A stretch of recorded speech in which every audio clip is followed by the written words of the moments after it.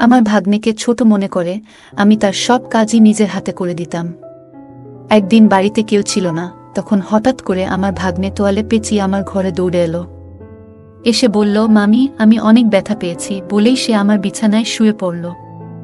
সে বলল, মামি কি দেখছ? আমি ভাবলাম সত্যিই কিছু ঘটেছে, তাই তার কাছে গেলাম। কিন্তু যখন আমি তাকে দেখতে গেলাম, হঠাৎ করে সে আমাকে তার যে ছেলেটিকে আমি এতদিন নির্দোষ মনে করতাম, সে মুহূর্তের মধ্যেই এমন কিছু ঘটল যা আমি কল্পনাও করিনি। ১৯ বছর বয়সে আমার বিয়ে হয়। আমি অনেক সুন্দর দেখতে। বাইরে বের হলে সবাই আমার দিকে চেয়ে থাকত। মনে হতো তারা আমাকে কিছু বলতে চায়, কিন্তু আমি কাউকেই পাত্তা দিতাম না।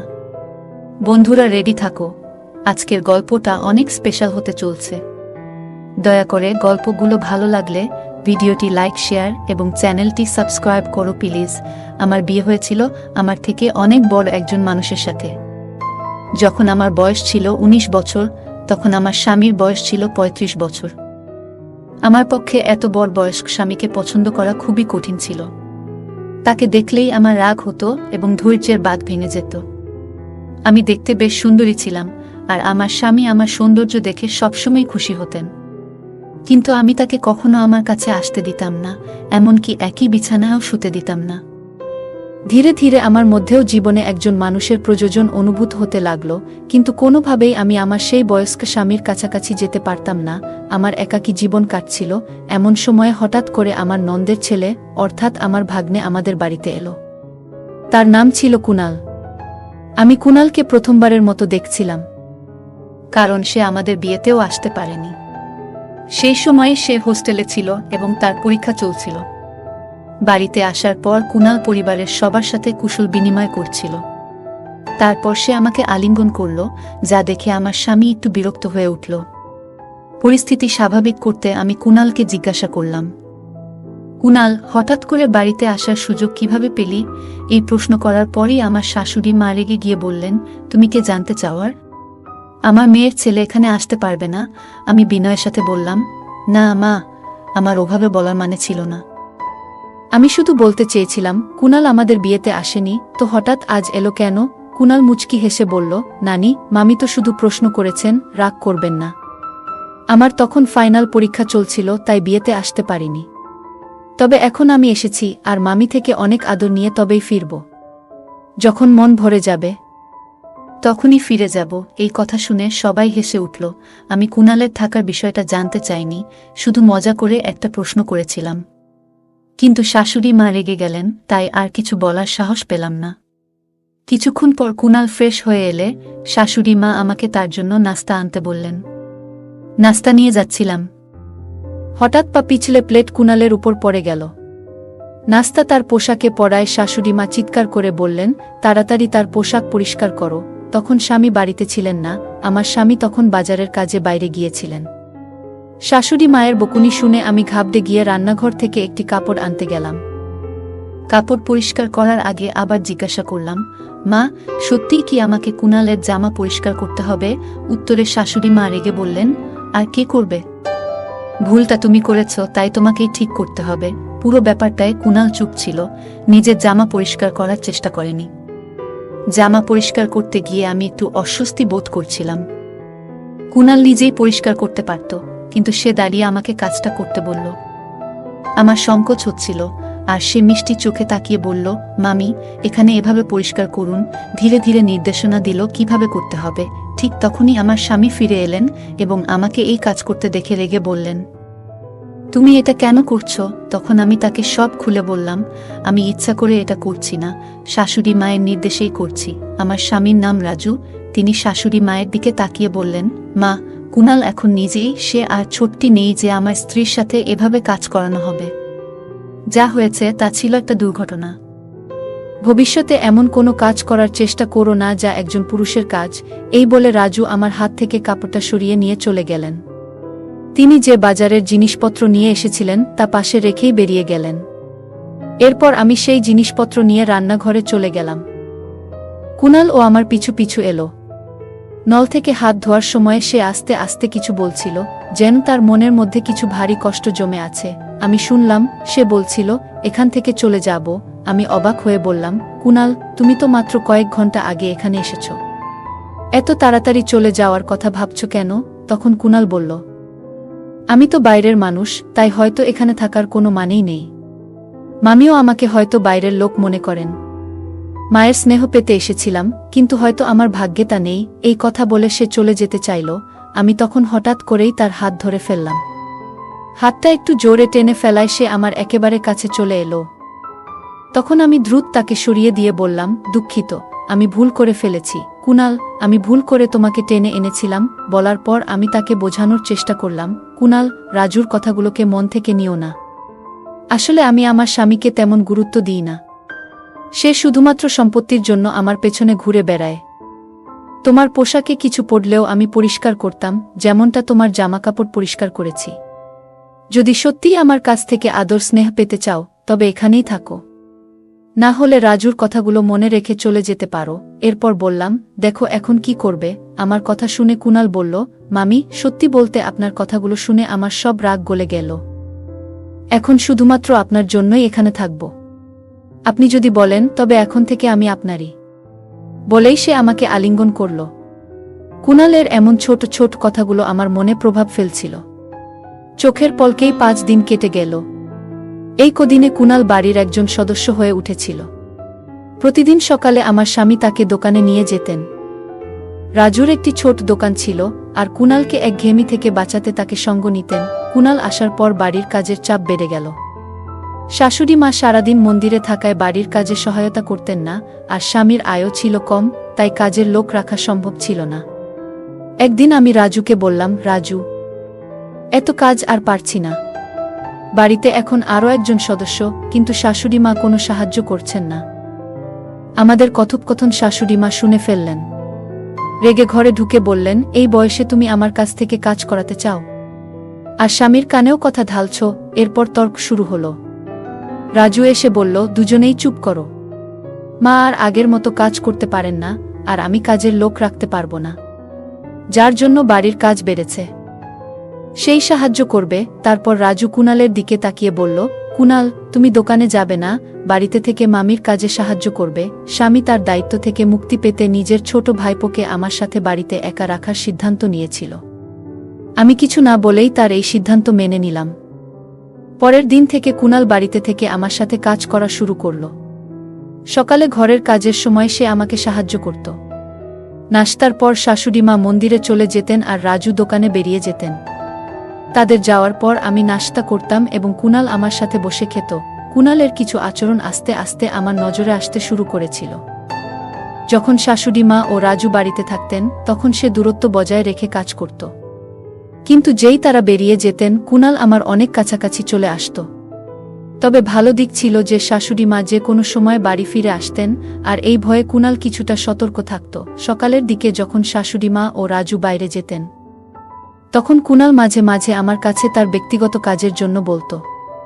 যেমন সে যখন গোসল করতে যেত, আমাকে বলতো তার কাপড় বিছানায় গুছিয়ে রাখতে। তার সাহস এতটাই বেড়ে গিয়েছিল যে একদিন সে আমাকে বলল, মামি, আজ তুমি শাড়ি পরে আসো, শাড়িতে তোমাকে অনেক সুন্দর লাগে। আমি এইসব বিষয়গুলো উপেক্ষা করছিলাম, কিন্তু তার আচরণ ক্রমশ বাড়ছিল। একবার সে বলল, মামি, গোসলের জন্য বালতিতে জল ভরে দাও। সেদিন আমি রান্নার জন্য সবজি নিয়ে বেশ বিরক্ত ছিলাম, তাই গোসলের জন্য খুব গরম পানি ভরে রেখেছিলাম। কিছুক্ষণ পরে কুনাল বাথরুম থেকে দৌড়ে আমার ঘরে চলে এলো। তার গায়ে শুধু একটি তোয়ালে জড়ানো ছিল। সে ঘরে ঢুকে বলল, মামি, আমাকে পুড়ে যাওয়া মলম লাগিয়ে দেও, খুব গরম লেগে গেছে। আমি তখন বুঝতে পারলাম আমি রাগের মাথায় অত্যধিক গরম পানি দিয়েছিলাম, আর সে হয়তো পানি পরীক্ষা না করেই গোসল শুরু করেছিল। কুনাল আমার দিকে এসে বলল, মামি, খুব জ্বালা করছে, কোনো ক্রিম বা কিছু আছে কি? একটু লাগিয়ে দাও। সে তার পা দেখালো যেখানে সে বলছিল পুড়ে গেছে। আমি একটু নার্ভাস হয়ে গেলাম এবং বললাম, আমার ভুল হয়েছে, রাগের মাথায় এমনটা করিনি। আমি কুনালকে বললাম, আমার উচিত ছিল না এত গরম পানি সেখানে রাখা, কিন্তু তুমিও তো আগে দেখে নিতে পারতে পানিটা কতটা গরম। কুনাল হেসে বলল, এসব বাদ দাও, আগে আমার পায়ের দিকে তো দেখো। আমি তখন লজ্জা আর অস্বস্তিতে আস্তে আস্তে তার পায়ের তোয়ালেটা সরাতে লাগলাম। দেখি তার হাঁটুর উপরে কিছুটা জ্বলে গেছে। একজন তরুণ ছেলেকে এভাবে স্পর্শ করতে গিয়ে আমি একটু অস্বস্তিতে পড়ে গেলাম। তোয়ালেটা সরানোর আগে একবার কুনাল এর দিকে তাকালাম। তার চোখের চাহনি দেখে আমি একটু দূরে সরে গেলাম। তারপর বললাম, তুমি মিথ্যে অভিনয় করছো, তাই না? কুনাল বলল, মামি, আমি জানতে চাইছিলাম তুমি রাগ থেকে এটা করেছো নাকি আমার জন্য চিন্তিত ছিলে। আমি তো শুধু তোমার সাথে একটু মজা করছিলাম। তার কথায় আমি রেগে গেলাম। হঠাৎ সে আমার হাত ধরে তার দিকে টেনে নিল আর চোখে চোখ রেখে বলল, মামি, আমি তোমার কাছে কেমন? তার প্রশ্নটা অদ্ভুত লাগলো। আমি বললাম, কুনাল, এটা তুমি কি করছো? আমি তোমার মামি, এটা ভুলে যেও না। আমার হাত ছেড়ে দাও, না হলে আমি তোমার মামার কাছে অভিযোগ করব। কুনালের প্রতিক্রিয়া ছিল, মামা আমাকে এখান থেকে বের করতে পারবেন না। তার এই কথায় আমি আরো অবাক হয়ে গেলাম। এরপর সে আমাকে আরো কাছে টেনে নিল, এতটাই কাছে যে আমি নিজের স্বামীর সাথেও এতটা ঘনিষ্ঠতা কখনো অনুভব করিনি। কুনালের এমন আচরণে আমি কিছুটা দুর্বল হয়ে পড়ছিলাম। ঠিক তখনই বাইরে থেকে শাশুড়ি মা জোরে ডাকলেন, বুমা। সেই মুহূর্তে শাশুড়ি মায়ের কণ্ঠ আমার কাছে আশীর্বাদের মতো শোনাল, কারণ তার ডাকে আমি কুনালের হাত থেকে রেহাই পেলাম। শাশুড়ি মা আসার পর কুনাল আমাকে ছেড়ে কিছুটা দূরে সরে গেল। রাতে আমি মনে মনে সিদ্ধান্ত নিয়েছিলাম যে এই বিষয়ে আমার স্বামী রাজুর সঙ্গে কথা বলবো। শোয়ার আগে রাজু হঠাৎ বলল, তোমার তো এখন কাজের চাপ কিছুটা কমে গেছে, তাই না? কুনাল তো তোমাকে সহায়তা করছে। তাই তো। আমি কিছু বলার আগেই কুনাল আমাদের ঘরে এসে ঢুকল এবং হাসতে হাসতে বলল, মামা, তুমি কেন ছোটদের মতো দুধ খাচ্ছ? আমি মজা করে উত্তর দিলাম, তোমার মামার শরীরে ক্যালসিয়ামের ঘাটতি আছে, তাই দুধ পান করেন। এতে কোনো সমস্যা আছে? এটা আমাদের ব্যক্তিগত বিষয়, তোমার এখানে থাকা জরুরি নয়। এরপর কুনালকে বাইরে যেতে বললাম। আমার এই কথায় আমার স্বামীর মুখে হাসি ফুটে উঠল। তারপর আমরা দুজনে ঘুমিয়ে পড়লাম। পরের রাতে আমি যখন রান্নাঘরে দুধের গ্লাস রাখতে যাচ্ছিলাম, তখন হঠাৎ কুনাল আমাকে টেনে তার ঘরে নিয়ে গেল। তার এমন আচরণ দেখে আমি রেগে গিয়ে বললাম, কুনাল, তুমি কি করছো? আমি তোমার মামি, এটা ভুলে যেও না। তুমি যদি 5 সেকেন্ডের মধ্যে আমার হাত না ছাড়ো, তবে আমি চিৎকার করব। কুনাল ঠান্ডা মাথায় বলল, মামি, তুমি মাইক নিয়েও চিৎকার করো, তোমার স্বামী শুনতে পাবে না। কারণ তাকে তুমি এমন দুধ খাইয়ে দিয়েছ যাতে ঘুমের ওষুধ মেশানো। আমি সবকিছু দেখেছি, আর আমার মোবাইলেও সেই ঘটনা রেকর্ড আছে। কুনালের কথাগুলো শুনে আমি হতভম্ব হয়ে গেলাম। তার মোবাইল স্ক্রিনে আমি নিজেকে দেখতে পেলাম, যেখানে দেখা যাচ্ছিল আমি রাজুর দুধের গ্লাস এ ওষুধ মেশাচ্ছি। সে বলল, মামি, একবার ভাবো, যদি মামা এই ভিডিও দেখে ফেলে, তাহলে কি হবে? আমি প্রতিদিন রাজুর দুধের গ্লাস এ চুপিসারে ঘুমের ওষুধ মিশিয়ে দিতাম। কুনাল সেই ঘটনা ভিডিও করে আমাকে ব্ল্যাকমেইল করতে শুরু করল এবং আমার সাথে ঘনিষ্ঠ হওয়ার চেষ্টা করতে লাগল। এতটা ধূর্ত হবে তা আমি ভাবতেও পারিনি। তখন আমার কাছে মিষ্টি কথা বলে তাকে শান্ত করা ছাড়া আর কোনো উপায় ছিল না।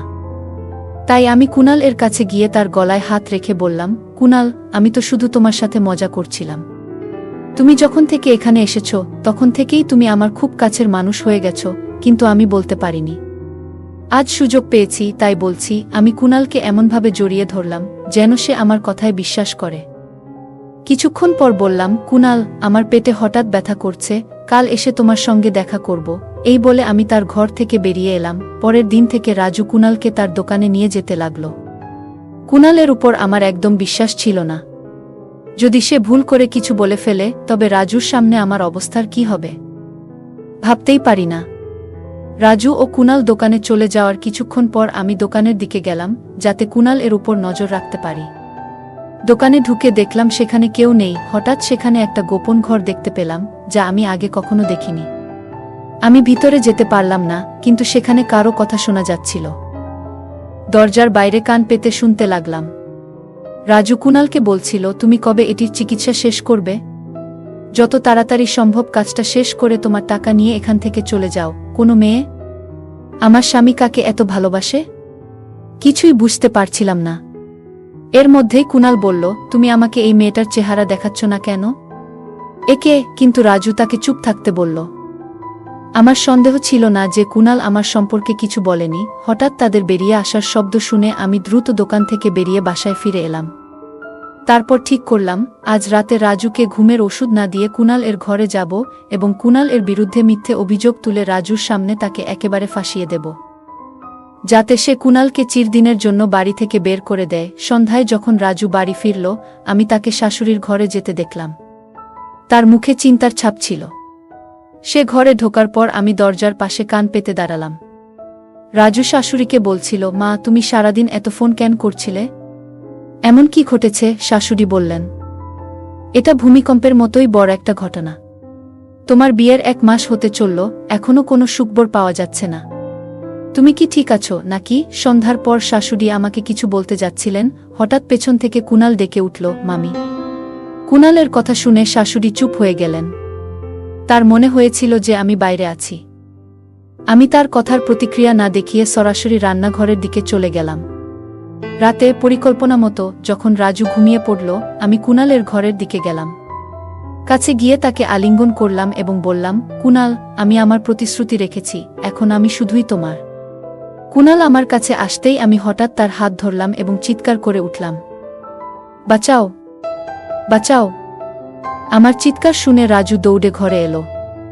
তখন আমি রাজুকে বললাম, তোমার ভাগ্নে আমার উপর জোর করার চেষ্টা করেছে, ওকে বাড়ি থেকে বের করে দাও।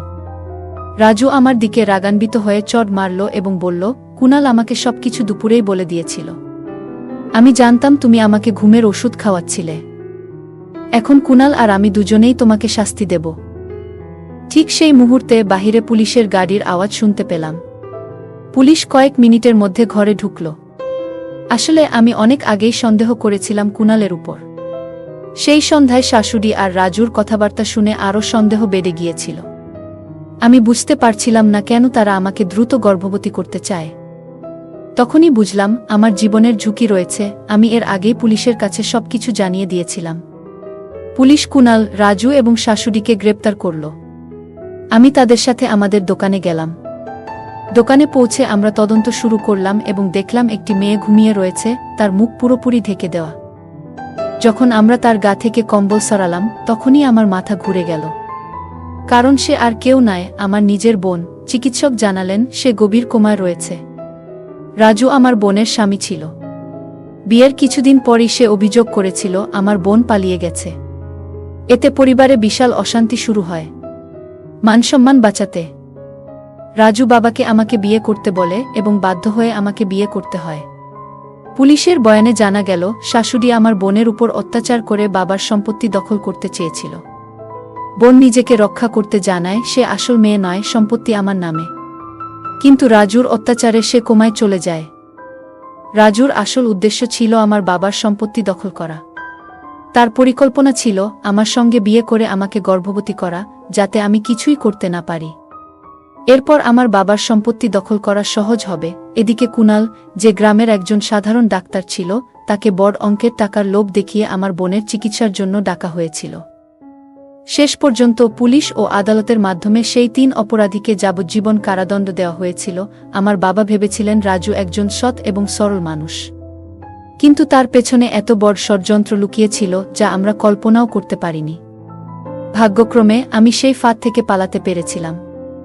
এখন আমার একমাত্র আশা, আমার বোন দ্রুত সুস্থ হয়ে উঠুক। বন্ধুরা, বর্তমান সমাজে অনেক মানুষ বাইরের হাসিখুশির আড়ালে মিথ্যার জাল বুনে থাকে। কে কখন বিশ্বাসঘাতকতা করবে তা বলা কঠিন। যখনই মনে হবে কিছু ভুল হচ্ছে, তখনই পুলিশের সাহায্য নিতে হবে। গল্পটা কেমন লাগলো জানাতে ভুলবে না।